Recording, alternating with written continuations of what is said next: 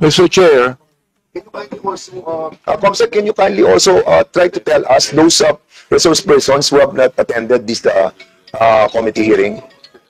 Yung may mga excuse letter, okay yun. But those who have not reply to our request to be present on today's hearing. Thank you, Mr. Mr. Chair, Chair. particularly first, Mr. Chair, Yes, Congressman Abante. particularly I am referring to AKA Joe Diviri, sapagkat matindi yung kanyang mga sinabi dito. Gusto ko talagang makita siya at makausap, sapagkat dito minura niya ako, at ang sabi niya, panay kabubuhan sa quad. Sayang kuryente sa'yo. Huwag mo sa kanya. Ano yung pack you? Pack you, hindi ko alam yung pack. Huwag mo na sabihin. Congressman Abante. Dali lang. Katutuloy ko ng buta. Mr. Chairman, Congressman, don't be so personal. Let's be more comprehensive on this approach. Binabasa ko lang po. Binabasa ko lang eh. Sige, go ahead. I'll give you Pangalawa, November 13, 2024, nagmura na naman siya. Hindi ko na babanggitin yung mura niya. Pag tinatanong kung anong legislation ginawa niyo in relation to this, BS, ano ba yung BS? BS inquiry, sasagot ka. Swelduhan ka ng taxpayers, gago. November 3, 2024, si Benny Abante at si Romel Marbil ay mga protektor ng illegal na droga dahil pilit nilang pinalalabas na hindi ito ganoon kasama. Tapos sabing ganyan, si Dan Fernandez and Ace Barber's survey are depressing. Alam na nila na matatalo sila sa eleksyon. So what is the hearing for? Smoke screen for the discount. Tinabi ko ito sapagkat matindi po itong mga akusasyon na ibinigay nitong gusto ko nilang magmura eh. Hindi na ako magmumura muna. Oo. Kailangan po, itong mga to, ang tatapang nila eh. Ang tatapang sa pagmumura, nang wala tayong kalaban-laban. Ngayon, pag kaharap dito, hindi makaharap dito. Oo. Mga takot din pala yung mga yan eh. Please hold your fire, please. I'm Just on the process of administrative, ano pa lang muna tayo, Congressman Abante. We can tackle that on the interpellation. Mr. Chair, gusto ko lang pong bagitin tong kanya excuse letter. Nakalagay dito, after meaningful consultation with my lawyers, gumaya pa na abogado. I have decided to respectfully decline. Respectfully? Minumura tayo, respectfully? To share my knowledge on matters. Hindi knowledge ang kailangan natin. The lawyer, this is like... Oo. Ask the lawyers kung libelous yung ginawa niyo o slander. No, nakalagay, I would like to categorically state that I am neither paid by POGO operators. Hindi na pinag-uusapan. Pinag-uusapan natin yung mga sinabi niya. Tapos, respectfully, Elizabeth Joey Cruz. Nakikinig po sa atin ngayon, nanonood ngayon. Humarap ka dito, kumatapang ka. Hirap sa iyo, nagmumura ka. Nang dyan na wala kaming kalaban-laban. Humarap ka dito. Dito. Namo. Chairman. Wait. Quiet, Chairman. Please observe, refrain from laughing or whatever expression you wanted to, please observe decency and, of course, Chair, I move that we strike out. with all due respect, with Congressman Abante, I feel your sentiment, I feel your sentiment, but we are in the process of finding out the, yung pong implementation of the 10175, and I respect your freedom of expression. But what I'm trying to tell you is to refrain from the fire that you wanted to express, no. But for now, nandun pa lang po tayo sa administrative matter, and we wanted to finish that, and then we will be discussing, or we will be approving the ground rules. Wala pa po yung ground rules, and kaya nga po doon sana yung kay Chairman Abante, doon papatak yan sa ground rules. Anyway, having said that, siguro we'll proceed to the next item Mr. of our Chair, agenda is to approve. So that we can have an Yeah, orderly hearing, we must first approve the ground rules. I believe that the COMSEC has already distributed copies of the ground rules Correct. to the members present. So therefore, Mr. Chair, I move to approve the ground rules. Yes, there's a motion to approve the ground rules. And I believe that the members of this committee have already received the, yung pong ground rules natin, and you have already read it. So, siguro, I need a second motion for this. Any second motion? Second. This was duly seconded. Any objection? Hearing none, the said motion is now approved. Administration po. Hindi mo babasahin naman ang ground rules. Mamaya after administration. So the next item of our agenda is for all the... Mr. Chair, Yes, Congressman Zamora. I would like to reiterate my earlier motion to strike out the expletive that was mentioned by my idol, Representative Abante, earlier. Second motion. Mr. Chair, Second motion. I object because it was not expletive. Sinabi ko lang, namo. That can mean anything. That can mean anything. If that is the... Huh? So it was seconded, Mr. Chairman. And the objection by Congressman Abante, it's up to the members if they will vote for it. For the objection to Chairman Abante. 1 minute suspension. Okay na. He will assume. So there's a motion to strike out the word that was delivered by Congressman Abante, and this was duly seconded. Any objection? Mr. Hearing none, Chair. that motion is approved. Mr. Chair, I just would like to manifest na because it was a motion made by she's just like a daughter to me because her father is a very good friend of mine. So I would like to withdraw my objection, although it is not actually an expletive. Yeah. But I'm withdrawing it for the sake of the motion, Mr. Chair. So the next item of our agenda is the administering the oath of the resource persons. Those who have been invited to attend this committee hearing, please stand up, and the COMSEC is hereby directed to administer the oath of the resource persons. May we request all the resource persons invited to stand, raise your right hand and repeat after me. Do you swear to tell the truth, the whole truth, and nothing but the truth in this inquiry? Thank you. Please take your seat. Mr. Chair, once again, we would like to have an orderly proceedings of the hearings. So therefore, we have some reminders to the members because after this, we will now proceed to the deliberation and discussion. Please be reminded that pursuant to our ground rules, House members shall register with the committee secretary and shall be recognized on a first-to-register basis.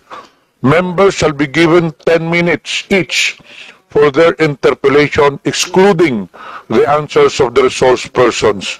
No member, except the chairpersons or the presiding officer and the senior deputy speaker, shall be allowed to speak or make interjections during the course of the interpellation of a member unless and until recognized by the lead chairperson or the presiding officer. Lastly, we enjoin everyone to observe proper decorum and basic courtesy in our proceedings. Please address your questions to the co-chairs and wait to be recognized. Thank you. Thank you so much, Co-Chair Pimentel. So, muna tapos doon. The next is Chairman Aquino for the discussion proper. Please discuss it. Yes, thank you, Mr. Chairman. With the permission of my co-chairs, I would like to propose that we first hear from the academe, then government agencies and independent media organizations to give us a situationer on the social media landscape. each presenter shall have 10 minutes. Thank you. So the proposed flow of discussion, una po yung academe, si Dr. Jonathan Ong, then academe muna, then government agencies, then the independent media organization.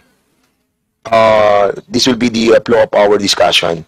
But for the meantime, going back to the administrative matter, Congressman Chairman Acop, Chairman Paduano, have something to say?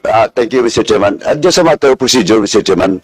And a protocol of every committee hearing, Mr. Chairman. All resource person being invited in every hearing and absent should have an excuse letter or explanation. And if that excuse letter is valid and acceptable to the committee members, so we will just invite them to the next hearing. But for all those resource persons with an excuse letter or without an excuse letter, they should be invited through a show cause order for the next hearing, Mr. Chairman.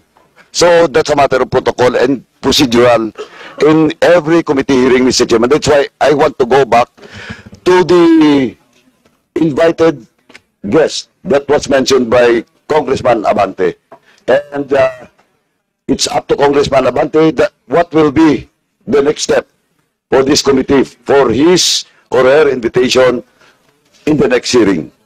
I just want to make it clear, Mr. Chairman, that all invitees who are not present in today's hearing the committee should have a proper disposition with regards to their invitation, Mr. Chairman. Thank you, Mr. Chairman. So what's the pleasure of the body? Mr. Chair, in relation to what Congressman Paduano said, may I know if we're going to invite again those social bloggers? What's the pleasure of the body for those who have been invited and have not written us any excuse letter?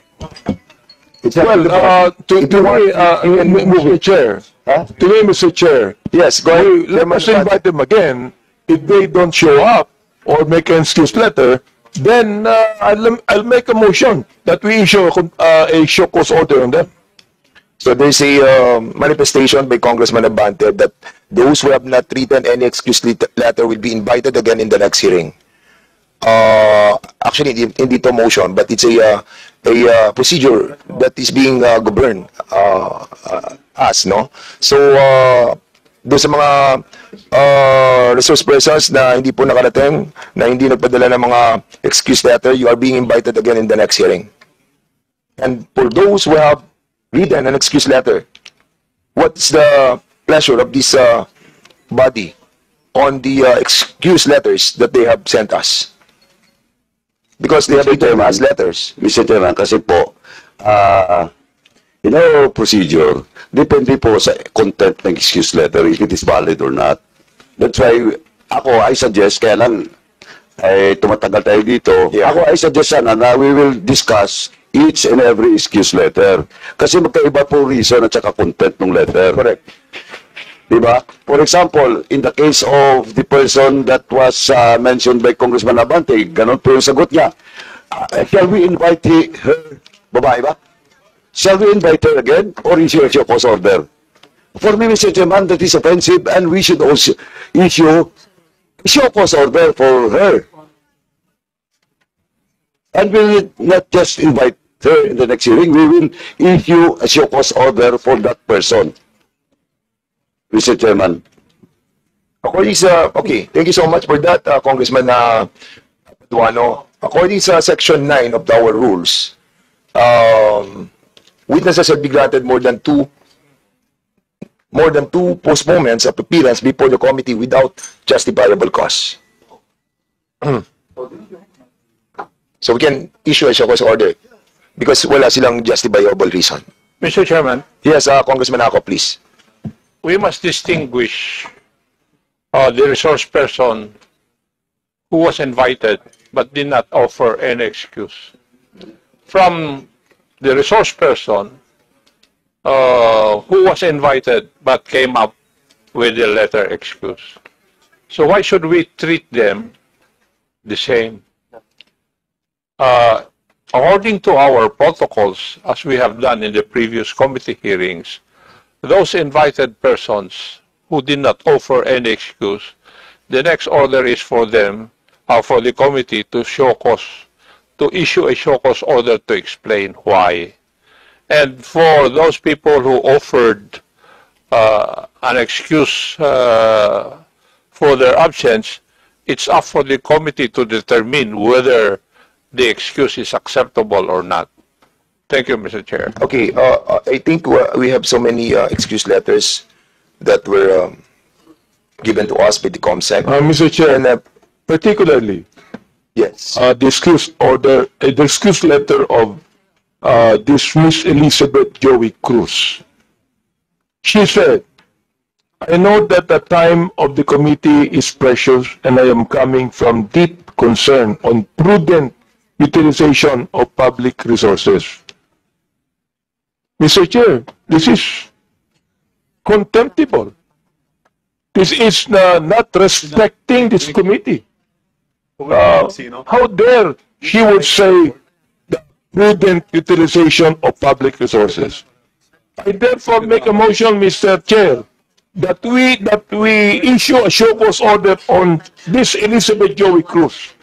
I move therefore, Mr. Chair. So there's a motion to issue a show cause order to that resource person. What's the name? Elizabeth Cruz. And there was a second motion. Any objection? Hearing that, the said motion is now approved. Yun po yung merong excuse letter. And there's still a lot. Like, for example, yung kay Sean Wayne, kay Maui Spencer, kay Ethel Garcia.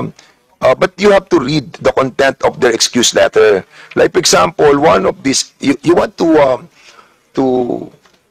move on this, or you want to discuss this on a later part of the discussion? Or you want to have an omnibus motion with all of this, But there are excuse letters which are valid. Like, for example, this personality, nasa Singapore siya. So, katulad ito, out of the country, si Maui Spencer, for not being there in our country yet. Nasa Singapore siya for vacation. So, I think, excuse yung kanyang, yung Tony Abiles, sige. After having discussion with my lawyer, isa-isa na natin to kung gusto nyo. Okay, after having discussion with my lawyers, I regret to inform you that I won't be attending the hearing today because the objective of the hearing is an attempt to curtail the people's right to expression. So, what? Kay June Abines. With that excuse letter, Mr. Chairman, I found it not valid and I moved to issue a show cause order for that June Abiles, Mr. There's Chairman. a issue a show cause order to this resource person. Any second motion? Second. There's a second motion. Any objection? Hearing none, the said motion is now approved. Okay, Mr. Chair, if I may. Go ahead. Mr. Chair, para lang doon sa mga nanonood, ito pong hearing na ito ay hindi para kitilin o isuppress yung freedom of speech nila. Wala ho kaming ganong layunin. Ang layunin po natin dito ay gawan ng pulisiya ang paggamit ng social media platforms.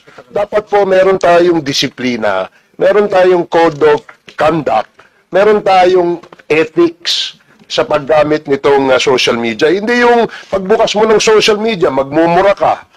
Meron dyan, nagso-social media, nagbablog, walang ginawa araw-araw kundi manawagan ng kaguluhan sa ating bansa, nananawagan ng people power, nananawagan ng kudeta. Yung ba ay tama, Mr. Chair? Ang punto lang natin dito is magkaroon tayo ng ganitong ng regulasyon o regulatory policy para kagaya po ng mga broadcasters, meron po silang KBP, kagaya po ng mga manunulat sa dyaryo, meron po silang NUJP. They're all bound by rules and regulations. But in this social media, the use of social media platforms, unfortunately, wala po tayong ganyan sa ngayon. At hindi po pwede na gawin pong rason ng mga yan na meron tayong freedom, na kine-curtail natin yung freedom of speech nila. Huwag niyo pong lokohin ang taong bayan. Wala hong curtailment o suppression ng freedom of speech dito. Kaya nga kayo inimbita rito eh. Diba? Kaya kayo inimbita dito para makapagpahayag din kayo. Hindi po ba yan ay tamang freedom of expression? Ba't ngayon nagpapadala kayo ng mga sulat na hindi kayo pwede kasi hindi kayo naniniwala sa layunin ng pagdinig na ito? Wag po kayo magtago sa mga ganyan. Ang tatapang nyo. Sabi nga ni Congressman Abante, in the advent of social media, suddenly Filipinos become political analysts. They become journalists. They become experts. We need your wisdom. Diba? Kayo, ang gagaling nyo magtuligsa eh. Dito nyo gawin para nang sa ganun, makagawa tayo ng isang pulisiya na hindi po maabuso ito. Ngayon, nandiyan kayo sa social media. Kung mag-retire kayo, hindi na kayo nagbablog. Paano kaya yung mga susunod na mga vloggers? Yun lamang po ang layunin natin dito. Kaya huwag kayong magdahilan na hindi kayo nagpupunta rito dahil hindi kayo pupunta rito kasi hindi kayo naniniwala sa layunin ng investigasyon na ito. We want to craft a policy, a remedial legislation so that there will be discipline and code of ethics in the practice and use of our social media platform, Mr. Chair. Thank you. 7 na lang naman pala to. So, tapusin na natin, maikli na lang to. Ito may excuse letter din si Mark Anthony de la Cruz Lopez. I was supposed to stand in front of this committee today in what has been asserted as inquiry on fake news peddlers, narco-bloggers, and Pogo-funded bloggers in aid of legislation. I would have loved to really open up and tell you my story on how I evolved from being an ordinary citizen. Mahaba po siya, mga 5 pages siya. Pero tinitingnan ko po, you see Mr. Fernandez and Barbers, I reiterate that I am a citizen of the Republic and I actually understand that the premise of your so-called inquiry is without basis, nor cannot understand on solid legal ground. I therefore invoke my rights as provided for in the Constitution and decline your invitation. So, mahaba po yung kanyang letter and I cannot understand fully, but this is the content of the letter. So, what's the pleasure of the body? Mr. Chairman, once again, the letter that was sent to this committee is not valid. I move to issue a cause order for that invited guest. Okay, there's a motion to issue a cause order to Mr. Mark Anthony Lopez. Any second the motion? Second. Any objection? Hearing none? Yes, the said motion is now approved. Okay, ito naman galing kay Attorney Trixie Angeles. I respectfully decline this invitation as I question the legality of the inquiry as well as the proposed legislation for being violative of the constitutional guarantee of free speech. Is she a lawyer? Is she a lawyer? Yes, Attorney Trixie. A lawyer. I think, attorney. So what's the pleasure of the body? Mr. Chairman, I might have two motions, Mr. Chairman. First motion, Mr. Chairman, is to issue a show cause order to Attorney what? Trixie Angeles. Attorney Angeles. Show cause din yan. That is my first motion, Mr. Chairman. Okay, about the... Second motion. Duly seconded. Any objection? Hearing none, the said motion is now approved. My second motion, Mr. Chairman, is for the legal department of this House to study if ever there is a violation because he is an officer of the court. And he should respect the constitutional duty of Congress. And question of legality, Mr. Chairman, I respectfully move that we will consult the legal department of this House for a possible disbarment case against Attorney Trixie Angeles po. So move, Mr. Chairman. The COMSEC is hereby directed. Oh, no, it's a motion. So there's a motion to... Second. Wait. Your motion is to ask the legal The department. legal department for a possible disbursement case against Attorney Trixie Angeles. So there's a motion cited by Congressman Paduano. Any second the motion? Duly seconded. Any objection? Hearing none, the said motion is now approved. About Richard Mata, thank you for your invitation. I just received this yesterday, just a day before the event. I consulted my lawyer and was advised not to attend. The late invitation plus the unclear purpose of the event, we support the freedom of speech. So, what's the pleasure of this body? The same thing with the others, Mr. Chair. I would like to make a motion I to think we have a issue show cause order na.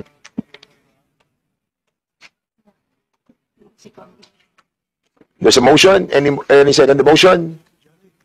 Duly second, any objection? Hearing none, the said motion is now approved. About the Aaron Peña. While I initially wanted to accept, I would like to respectfully decline your invitation to share my knowledge on matters that were raised by Representative Ace Barbers in his privileged speeches. Last year, after a series of consultation with my lawyers, I would like to categorically state that I'm neither paid by POGO operators nor drug lords, and so my knowledge is not used for the goal of the joint committee. Same thing. Motion. Mr. Chairman, I move to issue a show cause order for... There's a motion to issue a show cause order to this person. Any second the motion? Second the motion. Duly seconded. And objection, hearing none, the said motion is approved. And Kisette Chu. This is in reference to your invitation to the joint inquiry congressional hearing on social media. After careful consideration, I would like to respectfully turn down your invitation due to these following reasons. Mahaba po yung reasons. 4 pages.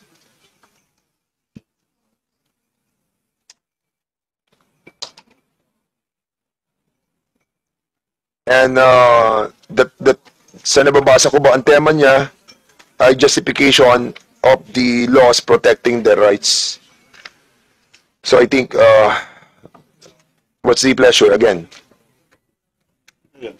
I think it's not about health reasons or whatever. It's also justifying not to be present on today's hearing. Once again, Mr. Chairman, I move to issue a show cause order There's for the the motion mentioned to invited guests. show cause order to Ms. Crisette Chu, and this was duly seconded. Hearing no objection, the said motion is now approved. About the Sean Wayne, it's a long excuse as well. No health issues and not out of the country. So I think same. No, it's not out of the country. So, nag-decline lang siya. And this goes also to Miss Ethel Garcia, para yun na po yung lahat natin. So, dalawa po sila, same naman ang reason almost. Mr. Chairman, I move that we issue a show cause order for both the invitees that was mentioned by the chairman. So, There's the motion to issue show cause order to Miss Ethel Garcia and Sean Wayne. Duly seconded. Any objection? Hearing none, the said motion is now approved. So now we will be... Mr. Chairman, just one last admin. 11:30 na. Go ahead. Mr. Chairman, the committee has received a letter coming from the Philippine Entertainment Portal, and they're requesting for their presence to be invited in the next hearing, Mr. Chairman, so that they can also give some inputs with regards to the House resolution that we're tackling in today's hearing, Mr. Chairman. So move, Mr. Chairman. Okay, so we will be inviting them over as well. There's a motion, duly seconded by Congressman Luiso. Any objection? The said motion, on the said motion, hearing no objection, the said motion is now approved.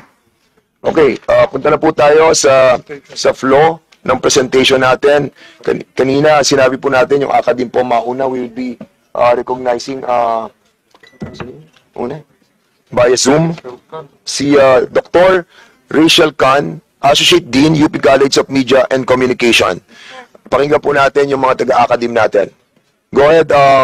Okay. So, unahin po muna natin si Dr. Jonathan Ong, University of Massachusetts. Andiyan po ba? Via Zoom as well. So, via Zoom. Sige, go ahead. Sige, Dr. Ong, you are now recognized. Academic research and tech policy papers on social media and disinformation. Since 2016, I've collaborated with many news and nonprofit organizations in the country. Several of them are invited and present in today's hearings. I've also presented in previous hearings on fake news at the Senate related to elections as well as on foreign interference. So, ang una po Dr. Jonathan Ong, for a while, we have problem with the audio. Can you refrain from speaking just yet? So, technical, can you kindly paki-increase lang po yung volume? Dr. Jonathan Ong, you can now proceed, please. We'll just try to check it out. All right. Can you hear me fine? Go ahead. The presentation? No, it's much better. Thank you so much, sir. Okay. So magandang umaga po. I'm a professor. Mr. Jonathan Ong, Dr. Jonathan Ong, again, I'm sorry, Jonathan. I'm a disinformation researcher and director of Sigla Research Center based po sa Manila, and I've been publishing academic research on social media and disinformation since 2016, and I've collaborated with many human rights organizations and newsrooms, some of them present in today's hearings.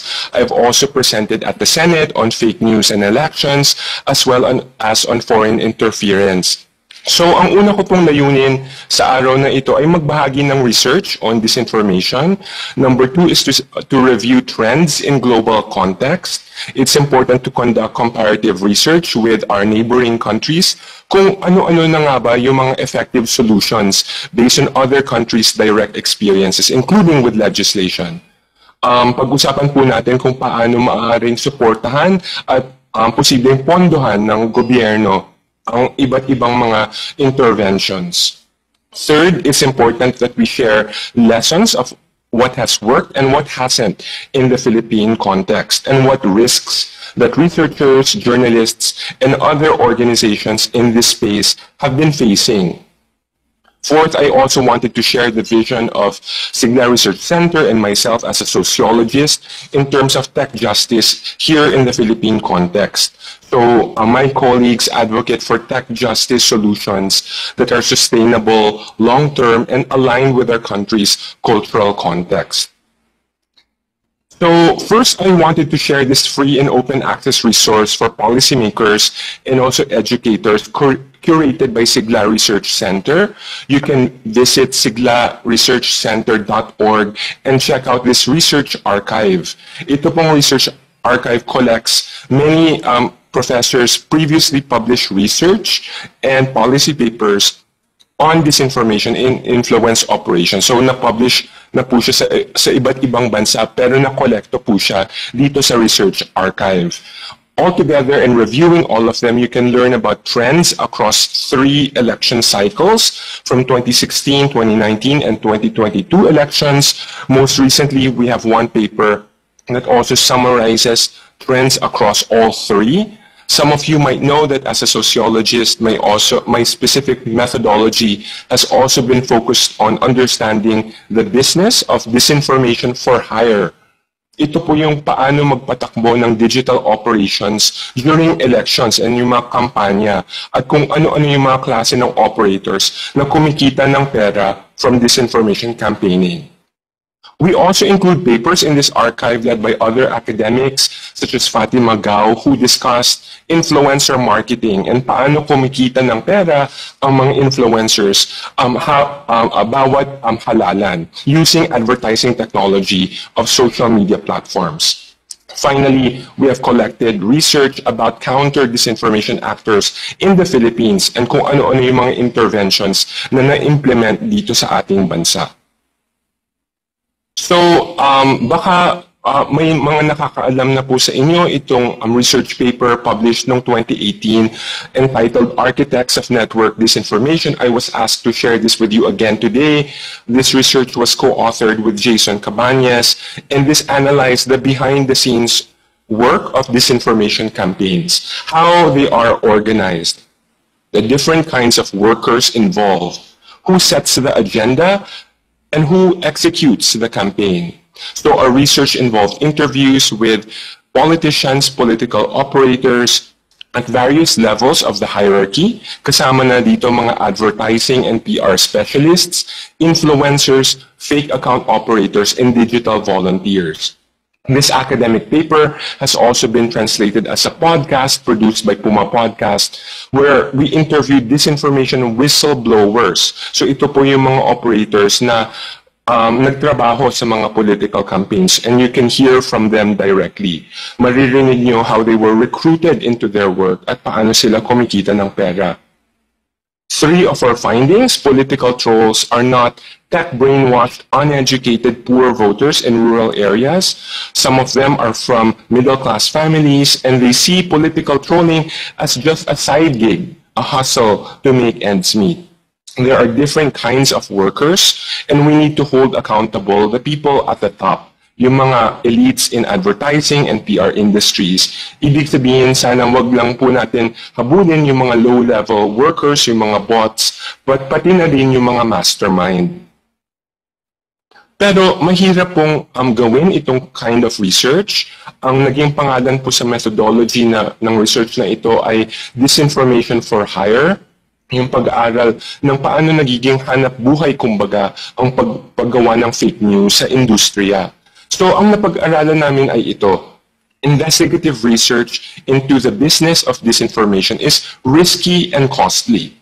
It requires financial investment and also legal support. So yung mga researchers and journalists who do this are also threatened when doing this kind of risky research. This is difficult to execute because it requires the cooperation of whistleblowers. Ibig sabihin, hindi lang ito monitoring kung ano yung nakikita natin sa social media. Kailangan may ma-invite tayo na magpa-interview sa mga researcher ng mga tao na insiders talaga sa industriya. This means that we need civil society to support worker power movement building in the digital and creative industries. Kailangan ma-encourage natin sila at magkaisa, mapag-usapan ng ethics or lack thereof sa industriya. So, may iba't ibang interventions na nasubukan na. So, for example, codes of ethics have been attempted by legal advocacy groups like Lente, which I'm sure you're familiar with. Unfortunately, these attempts have had very little buy-in from advertising and PR agencies themselves because it threatens their ways of working and their bottom line. Thus, it has become easier to just hunt and fact-check low-level trolls and bots rather than to hold accountable itong mga masterminds. So, pag-usapan din natin ng foreign interference. And it's important that we review prior research. Of course, it's important to invest in cybersecurity monitoring of foreign interference. Ito po yung pag-track ng mga bot accounts operated overseas and how they interfere on wedge issues, such as how Chinese accounts were discovered by Facebook's own investigation as pushing CCP propaganda around the West Philippine Sea. However, we also need to fund local investigative research that can probe the transnational labor networks to expose itong mga financial transactions during campaigns, especially during elections. So, for example, during the 2019 elections, we found at least one example of a Chinese mainland business tycoon funding a local politician's digital operations for a mayoral race. Dahil may personal business interests siya sa lugar na iyon at naisip niya na matulungan itong local politician. This should also count as foreign interference and ways of circumventing campaign finance regulation in the country. So, kasama na din sa pag-discuss ng foreign interference, we need to understand how it can come from many different countries, including from our allied countries, such as the United States. Reuters journalists last year exposed the Pentagon as seeding anti-vaccine memes in our country at the height of COVID. We need to pursue unanswered questions from this expose, including identifying possible local Filipino collaborators who participated in the translation and dissemination of this US-funded disinformation campaign. So I'm almost at the very end of this presentation.